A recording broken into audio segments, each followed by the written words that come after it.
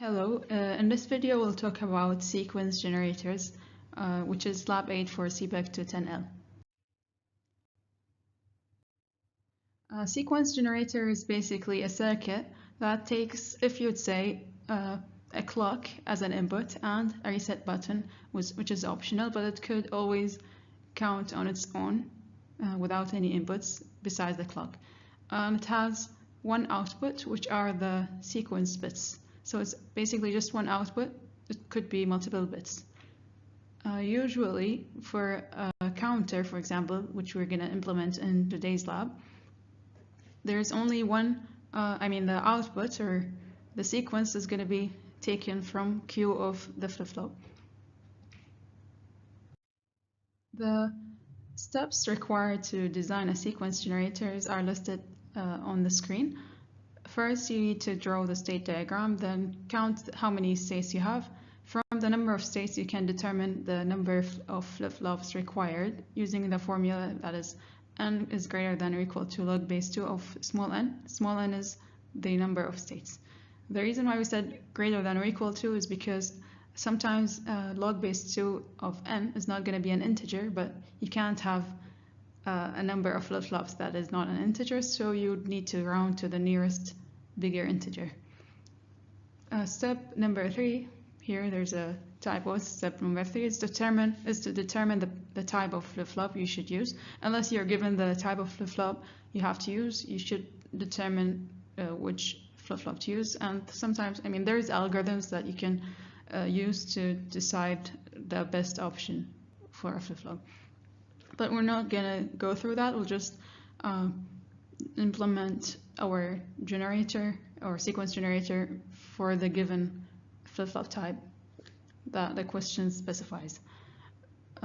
Next, we convert the state diagram into a characteristic table or a state table showing Q and Q next for every flip-flop. So the output of every flip-flop and its next state. After that, we'll complete the truth table with the input combinations that are required to get the Q next from the current Q. So it depends. If it's a JK flip-flop, you need to find out the values for each of J and K. That will give you this combination of Q and Q next. If it's a D flip-flop, it's just the value of D and so on. Finally is to find the K-maps for every flip-flop used, and then write expressions from those K-maps for every input, for example, JK or D and so on. In this experiment, we're gonna design a 2-bit counter using JK flip-flop. So if the question says, for example, design a 2-bit counter using a JK flip-flop, first we need to implement the first step, which is to draw the state diagram. So the first state should output 0, 0 because it's a 2-bit counter. So the first we're going to count from 0 up to 1, 1 because it's a 2-bit counter, so the maximum number we could reach is 1, 1, which is 3 in binary. So we'll start with 0, 0, and then we know that the next state should output 0, 1, and then 1, 0, which is 2 in binary, and finally 1, 1, which is 3. But once we reach the last step, with every counter, if you reach the maximum number you have, you need to reset back to the initial value, which is 0, 0. So now the state diagram is complete and it will loop. And for the next step, we need to determine how many flip-flops we need. We'll use this formula, and we know we have 4 states, so we need 2 flip-flops. And the flip-flop that we're going to use is JK from the question. So we'll use 2 JK flip-flops.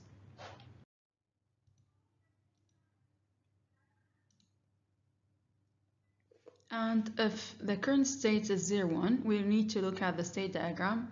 This is going to be 1, 0, which is 2 in binary. Since we're doing a counter, sometimes maybe we don't necessarily need to look at our state diagram. We just need to look at this number. It's 1 in decimal, so the next state for sure is going to be 1, 0. And then if it's 1, 0, which is 2, the next state is 3. Finally, the last state is 3, which is the maximum number, so we'll reset back to the initial state, which should output 0, 0, which is 0 in decimal. According to the steps listed earlier, we've reached step 5, which requires us to complete the truth table uh, with the input combinations that will result in Q changing to the value of next Q. So this is part of this part of this table was derived from the previous slide. So now we need to determine the input combinations for each of J1 and K1 for flip-flop number 1. That will result in the transition from Q1 being 0 to Q1 next, or Q1 next value to be 0. So we need to look at our cheat sheet for the characteristic table of a JK flip-flop. So for to transition from 0 to 0, we need to look at this row. We need to have a value of 0 for J and X for K, or don't care for K, for K1 in particular. And looking at the next row, we need Q1 to transition from 0 to 1 at the next clock edge. So we require values for J and K to be 1 and X. Finally, the third row, we have 1 to 1, so it has to be X for J and 0 for K. And then from 1 to 0 for Q1, we need to look at this row. So we need a value for J to be X and for K to be 1. We'll do the same for flip-flop number 0, which outputs Q0. So if Q0 is 0 and Q0 next is 1, we need the values of J and K0 to be 1 and X. We'll do the same for each input combinations or output combinations. We'll end up with the complete table like such. The sixth step is to find K-maps for each of the inputs of our flip-flops. So we need a total of 4 K-maps.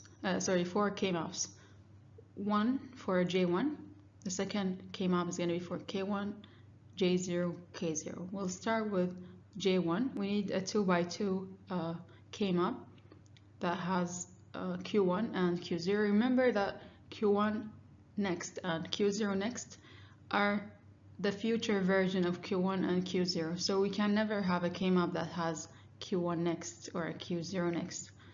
We could only use Q1 and Q0 because you can't use something that is in the future. So this K-map should have Q1 here and Q0 here. And then we'll just copy the column for J1.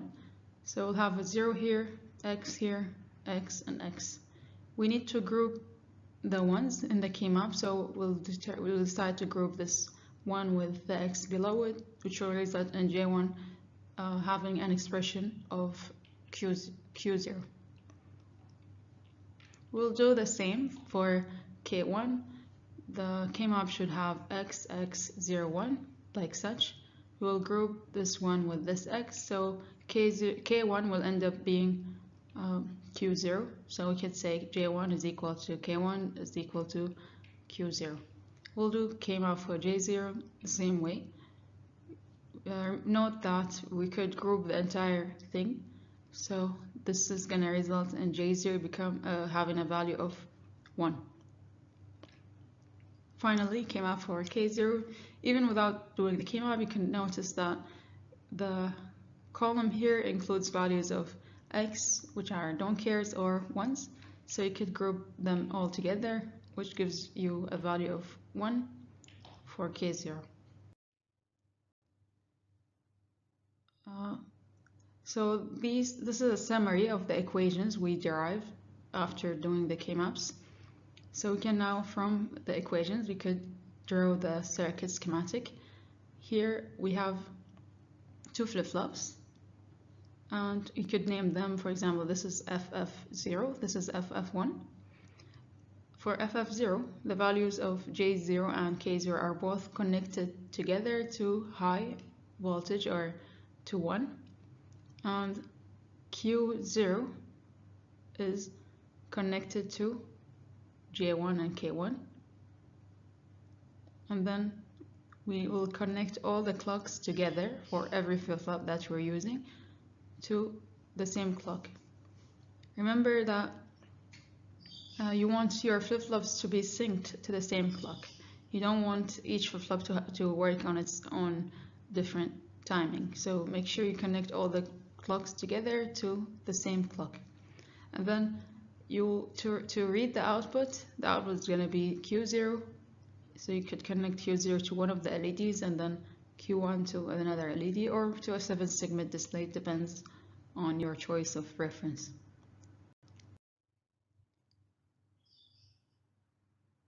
So this is counter bit number 0, this is counter bit number 1, and that's the same circuit but redrawn.